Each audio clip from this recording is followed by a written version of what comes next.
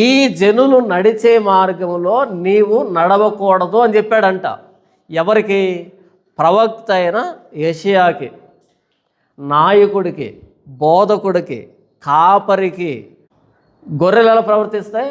ఒక్కటి బావిలో దుమికిందనుకో, మిగతావి అన్నీ దుముకుతాయి. గొర్రె లక్షణం అది.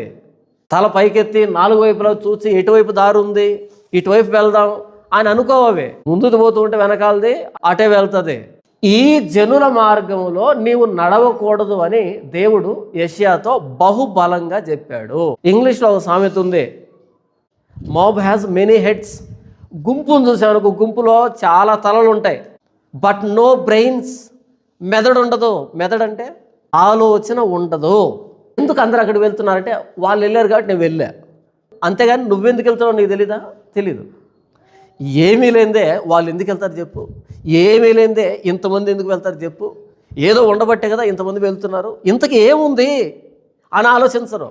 ఇంతమందికి పట్టంది మనకెందుకు చెప్పు? గుంపులో తలలు ఉంటాయి కానీ మెదడు ఉండదు.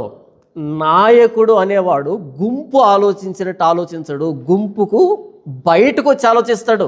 నాయకుడు ముందు వెళ్తూ ఉంటే గుంపు వెనకాల వస్తాయి. ఎందుకంటే గుంపుకి తల లాంటోడు, కన్నులు లాంటోడు నాయకుడు.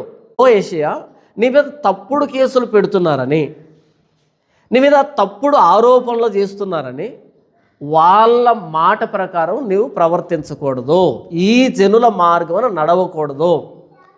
ఈరోజు పాస్టర్లుగా పిలువబడే వాళ్ళు సొంతంగా ఆలోచించడం మానేశారు. చర్చికి వచ్చే వాళ్ళు ఏం కావాలనుకుంటున్నారో దాన్ని చెబుతున్నారు, దాన్ని చేస్తున్నారు. వచ్చే వాళ్ళు ఏం కావాలనుకుంటున్నారో దాన్ని చేస్తున్నారు తప్ప ఇక్కడ ఏమి రాయబడిందో దాన్ని చేయటం లేదు. ఎందుకని? ఇలా చేస్తే అందరికీ నచ్చదండి, ఇలా చేస్తే కొంతమంది నొచ్చుకుంటారండి అంటే వాళ్ళకేం కావాలో ఈయన చేస్తున్నాడు తప్ప ఈయన ఏం చేయాలో వాళ్ళు చెప్పట్లే.